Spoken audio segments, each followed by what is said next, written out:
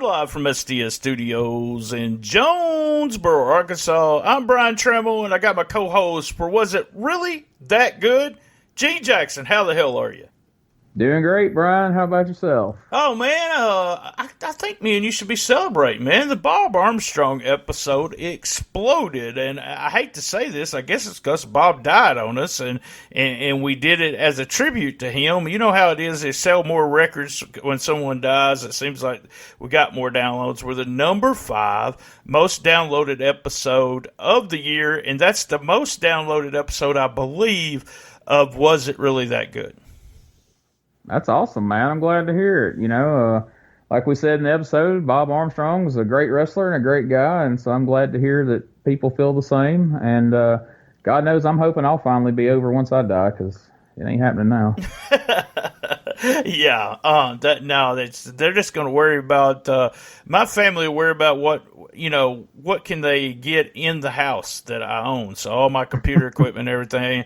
One of my friends told me a story that his grandmother's house, she died, and then everybody went into the house to get paintings and stuff, and then they looked on the back of the paintings, and all the kids had already put their names on with masking tape. Oh, my God. On things. So I figured I could put masking tape if I knew I was dying, on the things that I want people to have. So there you go. Hey, we're going to do, this is the month of Morton. It's Rocktober. I always wanted to say that. And so we are doing the month of Morton. We had Ricky Morton on. We've had some students from the school. We had a trainer. We're all excited about it. So I thought we would just do an extra episode for the month and do a deep dive of Ricky Morton. We probably already know the answer to this one, as we probably knew the answer when we started Bob Armstrong. But I picked 3 videos. You picked 3 videos. We're going to have my 3 first. We'll go to commercial break and then have your 3. And we're just going to sit here and talk about Ricky Morton. Sounds good. Although with that name, I feel like I should put on a really phony DJ voice, like, "Hey, we're back here with Rocktober, the month of Morton." I was waiting for all the buzz. You know what they do, like ringing the bells in the background. And I need a DJ name for you, so Slick Gene or something like that. Oh, Slick Gene there.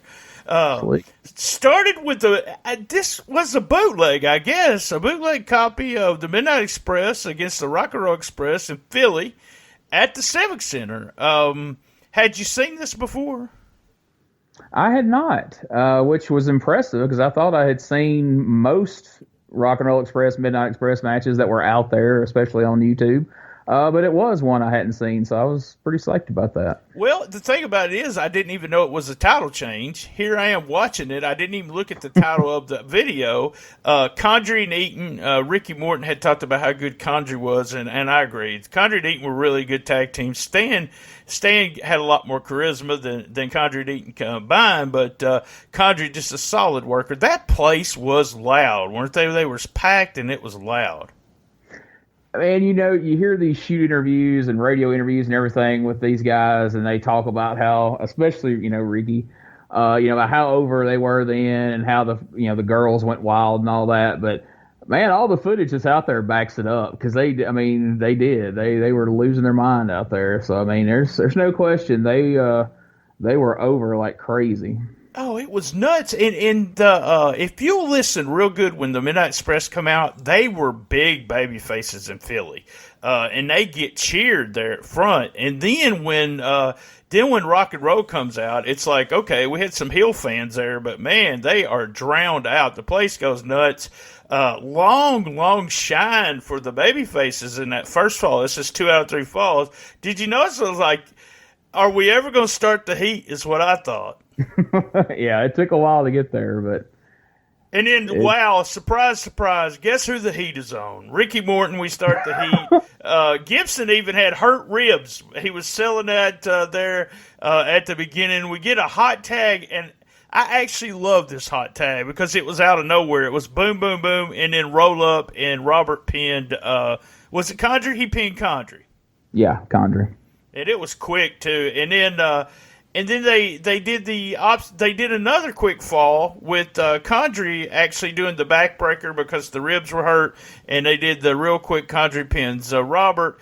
And then we start on heat again, boom, boom, boom, and they ended up winning that drop kick. But he messed up on that missile drop kick. He almost hurt himself. Looked like.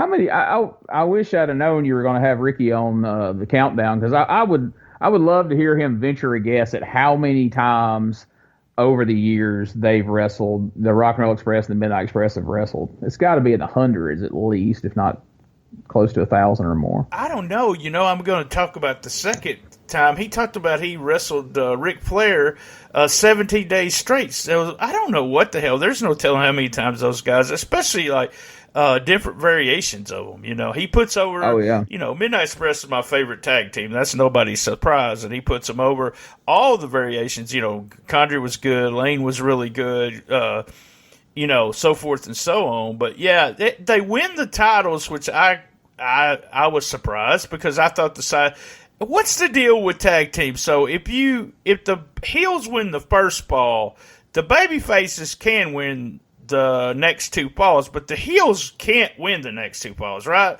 So the babyface won first, and then Condrey and them won, and I said, I think the heels are going to take the last two falls, and then boom, they win the belts. Place goes nuts. And Corny talks about all the silly shit that people do. How about him throwing the pit at the end? You talk about silly shit. That was silly shit. Yes. He, bless his heart, yeah, he's a walking contradiction at times, but that's a whole nother episode. I loved it. Hey, maybe we'll think it wasn't really that good when it comes to Cornette. It was really just one of those things that just stood out to me. I loved it. I mean, the heel throws the fit. I threw a fit like that one time in Thumbtacks.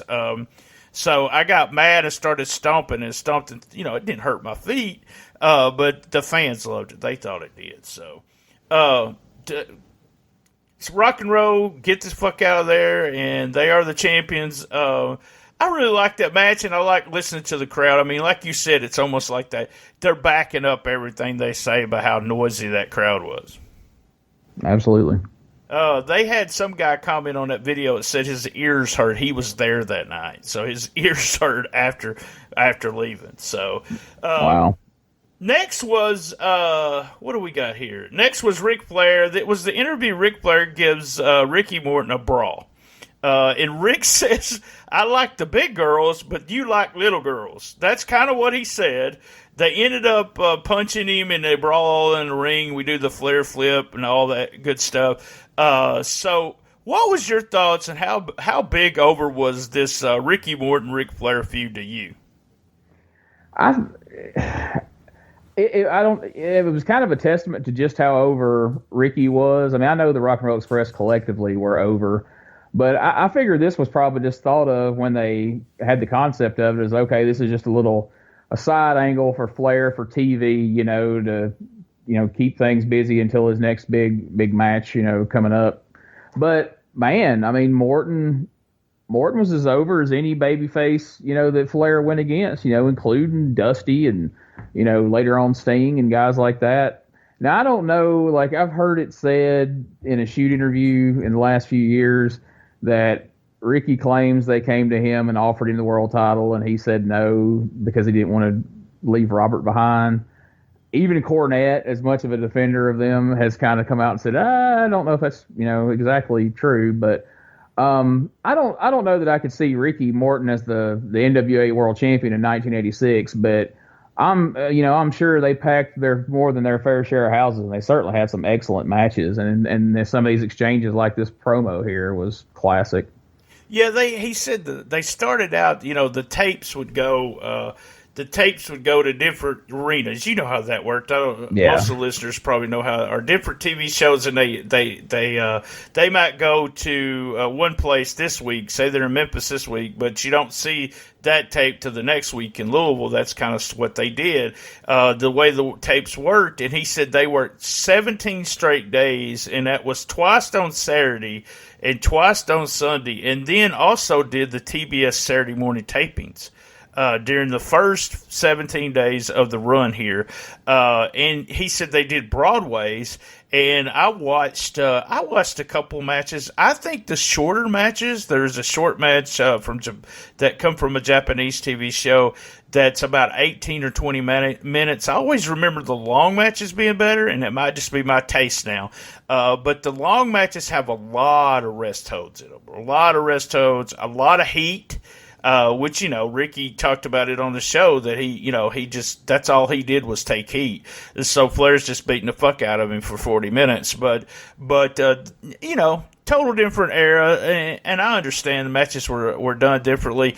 But here's what I thought during this time as a fan is that this goes back to the old babyface chasing the heel for the belt. It's like I wanted him to win, and I sat at the edge of my seat thinking he was going to win, but in the back of my mind, I probably knew he wasn't going to be put over for the world belt, but I don't think a lot of fans thought of it that way. I thought they thought of it the way I did. There's a chance. It's this young guy, Rock and Roll Express guy who was over as a tag team wrestler. There's a chance he's going to win the world belt. Oh, yeah, because fans didn't look at it as cynically as we do now, looking back, knowing what we know about wrestling. It was, they weren't going to put half of a tag team over for the world title. But, you got to think, Ricky saying that, you got to figure those matches were probably a nice change of pace for Flair, because most world title matches for Flair was him selling for 50-something minutes, getting bounced around by Luger and Dusty and folks a lot of the time, and then, squeaking it out at the end or going to the, going Broadway. But to whip Morton's ass for the majority of it, is probably a little bit of a change up. And by the way, for the younger fans listening, when you hear going Broadway, if you don't know, that doesn't mean Flair and Morton did a fucking dance number like AEW. So never fear. Let's don't talk about that. Lance I think the whole thing with Ricky, and that was one of the things too with them not really getting set with good heels where they have to chase the belt, and I think that's what worked with him. The thing with Flair too is that he didn't have a problem, and this happened on TV a couple times where Ricky, just like Steamboat, just like we seen Bob Armstrong last month, Ricky would pin Ric Flair, so that even made you think he was going to win. So my third video that I sent in for this show was the New Jack against Morton, which was a very short match, but I did not remember them actually feuding with the Gangsters, but went back and watched a little bit more stuff there in Smoky Mountain. I think it was the Gangsters, or the Rock and Roll's first match. The Rock and Roll went over the Gangsters, and then the Gangsters beat the fuck out of them after the match. Yeah, they had quite a little feud there, and a lot of the interviews I've heard with New Jack over the years, he gives Ricky Morton and Robert Gibson a lot of credit for teaching the Gangsters how to work, and especially in front of the Southern crowds and the psychology behind it. Not that they went on to use a lot of it or any psychology once they went on to ECW and beyond, but he's always had good things to say about the Rock and Roll Express. And really with the heat they came in with and the kind of, stuff they were talking on TV, who better for them to, feud with out of the gate than the Rock and Roll Express? Yeah, you got the white baby faces and big time white baby faces. Even though this was like what we would say middle of their career, I bet people wrote back then that this was going to be the end of their career. But yeah, we thought they were in the twilight of the rock and roll era, and who knew that they would still be winning titles in 2019. And you know what? Cornette's with Smoky Mountain, I really honestly think he used them perfect. They were perfectly used there. And I can say that about a lot of the stuff that he did with Smoky Mountain. The booking made a lot of sense there.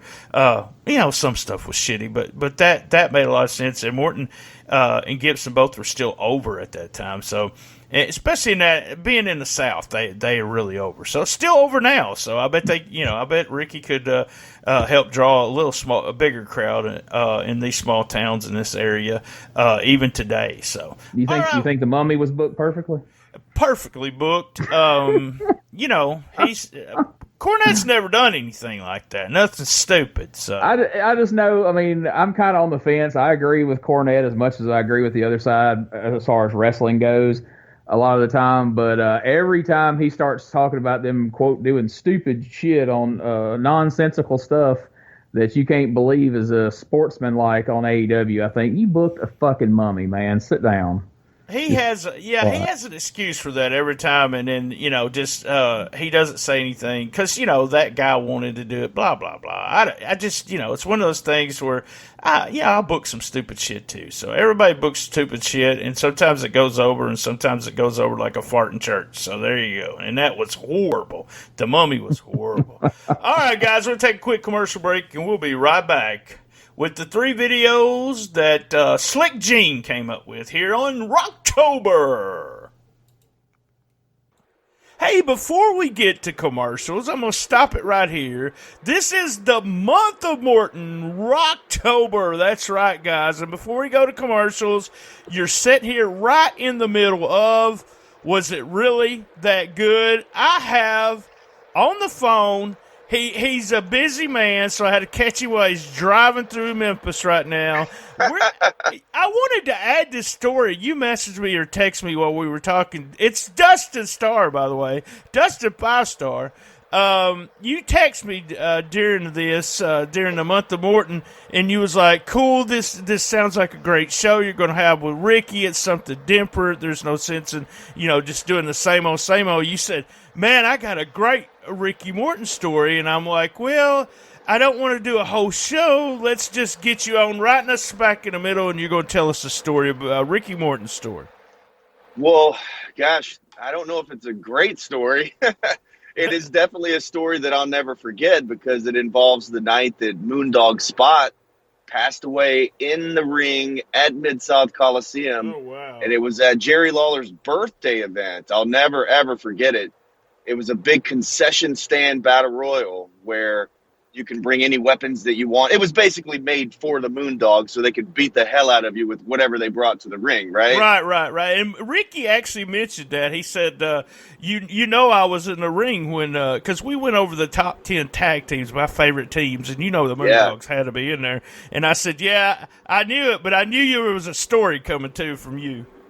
And I don't even know if Ricky remembers it quite like I do, just because I was so much younger and, working in the ring with the Moondogs and the Rock and Roll Express and all these great tag teams. To me was just a moment, a bucket list moment, especially wrestling inside Mid-South Coliseum. But I remember Larry, Moondog Spot, we had become friends. He was kind of like a Santa Claus sitting in the back in the locker room. And I know that sounds funny. Mean Moondog, right? It was just the softest, like a teddy bear, he was always drinking coffee and he would smile at you or whatever. And you knew that little grin, something was about to happen or whatnot. But anyways, in the ring this night, I remember him hitting me flat on the back with a frying pan. And it hurt worse than a chop. It hurt so bad. I got away from him, like, get me out of here. And so anyway, we're all wrestling around, boom, bam, boom, kicking and punching because it's a battle royal. I remember going over to Larry. He was sitting in the corner, and I was just stomping on him and punching him, and he wasn't even registering. It was like no selling me. So I was like, God, forget about this. So I walked away. Let me go somewhere else. And all of a sudden, Ricky Morton, and this is why I remember it so vividly, growing up a Morton fan, Ricky Morton comes to me. He gives me a punch, and he says, we got to go. Something's wrong with Larry. And oh, wow. I mean, what am I don't even know what was going through my head. I look over the ring, across the ring, and I see Larry squatted down in a seated position, the same way that I had just seen him. But he was kind of turning different colors, like a blue color in his face. And I thought, oh, my gosh, what is going on? So literally, me and Ricky launched ourselves over the top rope. So everybody basically cleared the ring. And the paramedics came out with the stretcher and the gurney. They did a little work on him. So we're kind of going back up the aisleway. And I'm just thinking, through my head, it's as vivid as it was yesterday of the fans, the guardrails, and then just looking back at Larry laying in the ring, just thinking, oh, gosh, what's happened? And after a couple of minutes of working on him in the ring, I noticed his son was real young at the time. My son is 12. I can only imagine he might have been a little bit younger than that, but he was watching the whole thing, very upset about it. And then they wheel Larry in the stretcher to the locker room area, and they push the little button for the gate to come down. And one of the last visions that I saw was the gate coming down with his son standing at the stretcher crying, and just everybody frantically trying to get Larry revived. Oh, And wow. that's, I think, the last shot, because, Mid-South Coliseum has those big garage door. Right. I don't even know the proper name, but it was coming down, boom, and then that's what kind of hit everybody from the audience.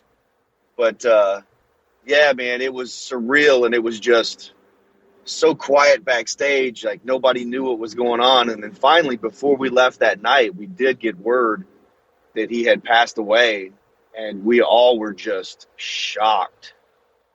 And for it to be Lawler's birthday, one of the most legendary tag teams in the history of Memphis wrestling, I happened to be in that match. It was just all way too much, man. I'll never ever forget it. Here you are, like you said, with the legends, kind of, and we've all had those moments. I've worked with some of I remember the first time working with Bobby Eaton and getting kind of goosebumps and marking out while I'm standing in the ring, and you get that, and just being it's a strange, different story. You said, hey, I got a Ricky Morton story, totally different. And I didn't have a lot of dealings with Larry. I've told my Moondog story, and it's on our YouTube thing. But I had to bring you on just to add this as part of the month of Morton. I got a weird question as you're saying this. I'm thinking. So, what was the original finish of the Battle Royal? Do you know? And then what? Y'all just had to throw yourselves out. What was the original finish? Oh, I'm 99.9% sure that the finish was the Moondogs anyway. Who's going to throw them over the top rope, first of all? And second of all, that match was literally based off the concession stand Battle Royal. Yeah. So no doubt in my mind they were originally supposed to go over. But when something like that happens for real in the ring, and that somebody is, gosh, he was literally out. I don't even know how he was sitting up straight. I mean, I think I just jumped over the top rope. I don't even think Ricky Morton helped me. I think we both just jumped over the top rope to get the heck out of there. That's how serious it was at the time. I know there's a lot of times where we finished the match and all that kind of stuff, but this thing was literally boom, done. When Ricky Morton comes to me and says something's wrong with Larry, we got to go, I don't even think we thought twice about it. We just went because it was such a – I mean, it was – I can't even really explain it. It was just, oh no. Right. That's your buddy, and that's your friend too. Like we had worked together in Missouri and all sorts of different places and got to know each other behind the scenes. Actually, my punishment, one of the first times I was in the ring with Moondog Spot, was because I was being punished for probably being a little smartass or something. No, not you. Yeah, and anyway, he liked me, so he took it easy on me, but we ended up defending the Southern Tag Team titles, me and Kevin White, against Rock and Roll several times. So we had known each other and had worked together and all that kind of stuff. So we were all friends at this point. But when he came over and said that, game over, man. And one of the things I'll never forget about it is seeing Moondog's son. Yeah. In that whole situation. I can't remember the kid's name, but he was part of an angle that Moondog wanted us to do with him, and I didn't want to, so we told that story. Hey, man, Dustin, I appreciate you stopping in and telling us that story. Just as I said, I don't know, it's kind of a morbid story, but it's one of those things I'll never forget. Yeah, it is one of those things where you was part of wrestling history, not a part that you wanted to be part of. But there is not, think about this, the history of professional wrestling.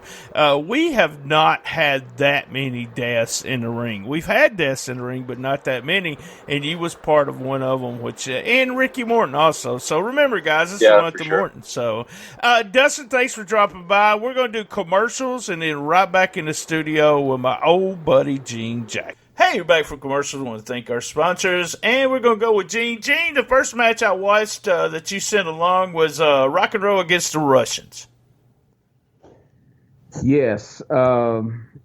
So the rock and roll against the Russians to me felt like something that needed to be included because that's really how they just came in on fire to Mid Atlantic, and I mean they would have gotten over anyway. But the fact that they came in and won the titles as quickly as they did, but they sold for them. I mean they again kind of like I said with the Gangsters, again perfect opponents for the big Russians who just beat down, and they don't die. They keep trying to come back. And what a finish! I love the finish on that where they won the titles. But I'm not saying it's their greatest match by any stretch, but I just think it really represented the dynamic of what really got them over, the fact that they could go out there and believably just take an ass kicking through the majority of a match and, pull it out at the end, but it doesn't feel forced. Yeah, I agree too. And here's the funny thing, and I would have never thought about this until Morton being on the show. He says that when he was in Mid-South, they actually used the Russian team to do the same thing. To get them over so that they were getting ready. They won the belts and they were getting ready to go against the Midnight Express. So it's kind of like when they went there to Mid-Atlantic, the Russians were already there, and except for they had Koloff there, and they said, okay, let's do the same thing and see if it works. And it did. I mean, they got a huge pop for that win. Oh, yeah, because you just think, looking at it, like, there's no way. There's no way they're going to pull this off.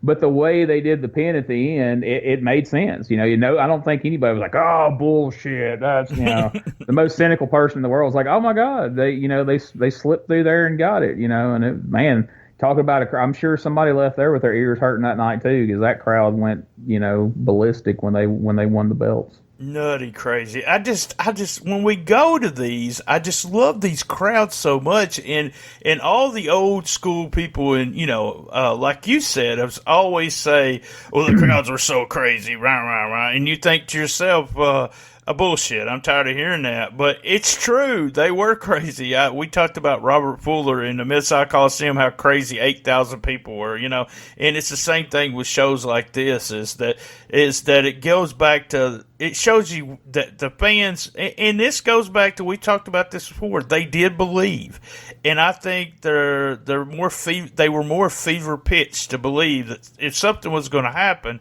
than they are now that, we're all smart fans, so. Yeah, exactly. All right, so the next match, and I had to do some research to find where the hell you found this match at, was the Rock and Roll Express against the British Bulldogs, and it was labeled When Worlds Collide, and that was really not the show it came from. I don't know if that's what they called the VHS when it came out or something, but it was a show called International Bash, and it was from 1989.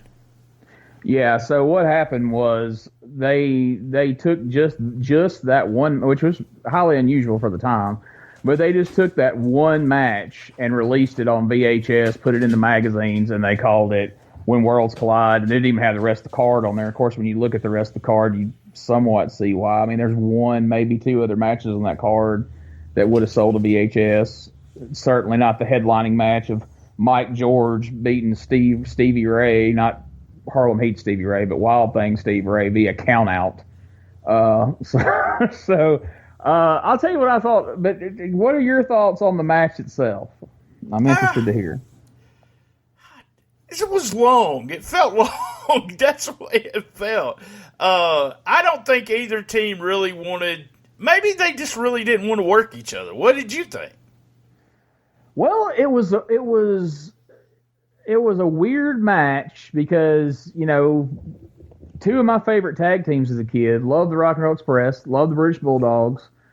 So it's one of those dream matches on paper, Rock and Roll Express against the British Bulldog. But watching it, it was weird because at different points in the match, they both played heels and they both played babyface. Like, did you notice that? Like, the Rock and Roll Express took some heat on them, rammed their nuts in the ring post at one point in the match, and then it switched over, and then the Bulldogs were working heel, more or less. So I guess it's because they mostly at that point had both always worked babyface, and it was just kind of a weird dynamic. But it's not what you would have thought.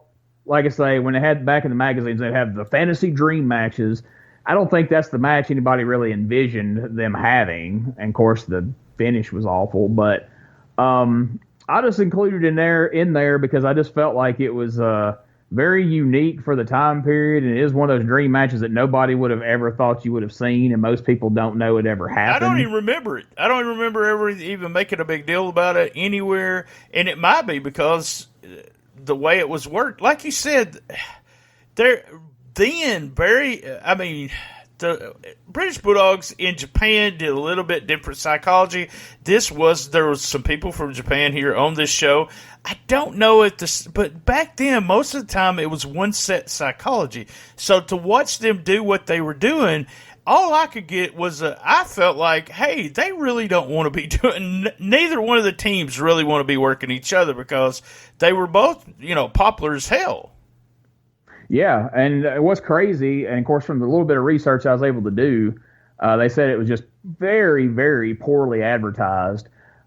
300 people in a building in Kansas City for the British Bulldogs against the Rock and Roll Express. Plus, having the couple of other Tiger Mask was there, and Cherry and Dory Funk were there. Exactly, Tenryu, Dr. Hanson and Gordy. Yep. So that was the part that blew my mind. But the 300 people were there.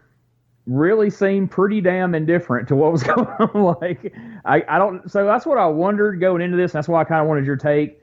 Do you think that they had a plan going in for one to kind of play the heel and the other kind of play the baby face?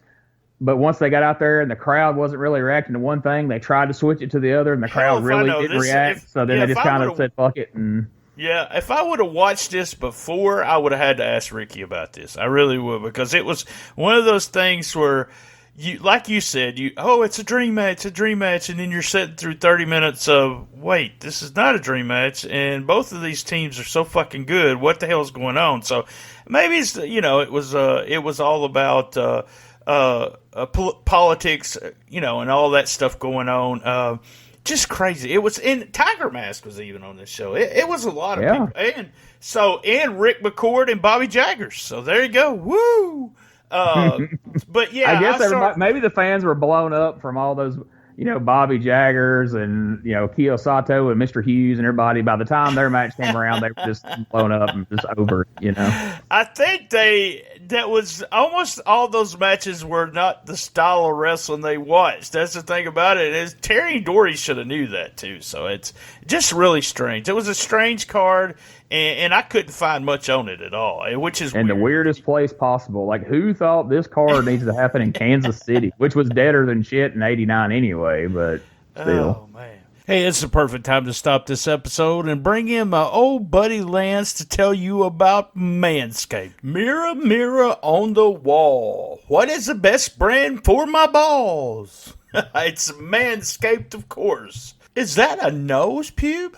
Good thing our partners at Manscaped are here to assure you're taking care of your manhood and your nose hairs with their new Performance Package. Hey, Lance, you ever had, when you have the long ear, and I know I hate to talk about ear hair or nose hair, but it's like you don't want to use the tweezers, but you really don't have anything to get it. You sometimes just grab the tweezer and go, ow, and it hurts like hell. I want to tell you, though, man, Manscaped has a performance package. It's the ultimate men's hygiene bundle. And it included in this new package is the Weed Whacker TM. I love that trademark. Weed Whacker ear and nose hair trimmer, which is waterproof and uses not a 900, a 9,000 RPM motor-powered 360-degree rotary dual-blade system. So it's a nose and ear hair trimmer that provides proprietary skin-safe technology, which helps prevent the nicks, snags, and tugs. That is not a legal firm, by the way. That they did not do my divorce back in the day. But nicks, snags, and tugs in those delicate holes. So look, guys, 79% of partners polled, and we know how painful that can be, admitted that long nose hair is a major turnoff. So why not just use the best tools for the job here? This bundle includes the Lawnmower 3.0 trimmer, the best trimmer on the market for your, dare I say it, balls, butt, and body. Oh, man, it's time to turn that gooch into a Gucci. That's right, with Manscaped. You know what I'm talking about, the gooch. It's like the man purse, you know. It's a coin purse right up under the the sack thing there. Right. Let's don't forget their famous liquid formulations, the Crop Preserver Ball Deodorant, which I absolutely love, and the Crop Reviver. It's a ball toner to maximize your ball hygiene routine. Get the Performance Package now. That's right. And you get 2 free gifts. 2? That's right. I actually love the boxers, and you get this travel kit that you can use for all kinds of stuff. It's awesome. Also, you receive a replaceable blade every 3 months to keep your weed whacking and your lawn mowing time clean and enjoyable. So the Performance Package is the best value that Manscaped has ever offered. And you, STS fans, you get 20% off and free shipping if you use the code STSPOD, that's all in caps, like Walter, STSPOD at manscaped.com. And we have to say thank you, Manscaped, for making our holes look sexy. Thank you, Manscaped. I like my hole looking sexy. You know, your last match is real fun. It's Nick Botwinkle against a young Ricky Morton. This is about a year before the Rock and Roll Express are formed. In Memphis, Tennessee. So a year before he starts becoming popular, and then, well, they actually become popular after they moved to Mid-South. But this was a very young Ricky Morton. This was another one I think maybe some people, think, well, that's kind of weird to throw in there. But I had watched it a while back. It's one of those things that it was just, I watched something else and it said, hey, you might like this. And I was like, that's odd. And I watched it. And I just thought it kind of spoke to how talented Ricky. I think a lot of people just think that Ricky became a good wrestler once he joined the Rock and Roll Express. But I thought he had as impressive showing at certain points of this match against Bockwinkel as he had against Flair in '86. The crowd seemed to get behind him. They were in Houston, but the crowd seemed to get behind him, and I don't know. It stood out to me as a good match for Morton at that stage in his career, knowing, how long he had been wrestling. And I mean, nobody there probably thought he was going to win the world title. I don't know, but I don't know. It just, to me, I've seen the similarities to me between the Flair matches and this match. And, it was kind of before Ricky Morton became so well known, at least to, the national audience.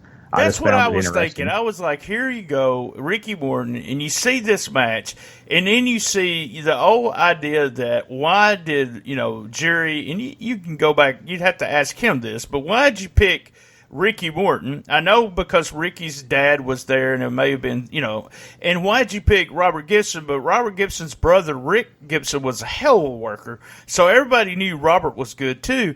But I think what Lawler knew was that Ricky was a good worker, that even at that younger stage of his career, that he was a good worker, and he had to get 2 good workers to be put in the role of the Rock and Roll Express. And that's what they did. They got 2 good guys that were really good. And this is the proof that he was going to be a professional wrestler. And I know that's probably what he grew up.